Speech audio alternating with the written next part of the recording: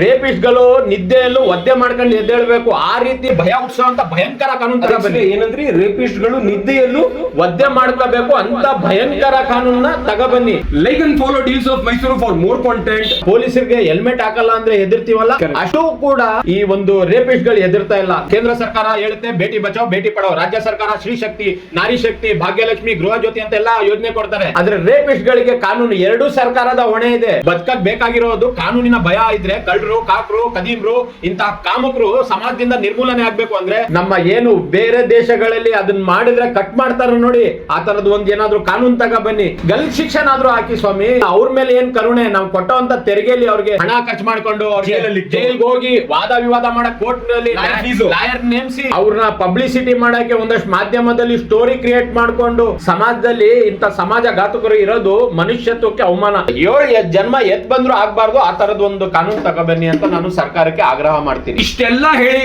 ತಮ್ಗೆ ಇನ್ನೂ ಸಹ ಅರ್ಥ ಆಗ್ಲಿಲ್ಲ ಅಂದ್ರೆ ದೇವರೇ ಬಂದು ನಿಮ್ ಖುದ್ದಾಗಿ ಕಾಪಾಡಬೇಕು. Thank you so much for watching. ಎಲ್ಲರೂ ಜೊತೆಯಾಗಿ ಬಾಳೋಣ, ಒಂದಾಗಿ ಬಾಳೋಣ. ಜೈ ಕರ್ನಾಟಕ. Bye for now.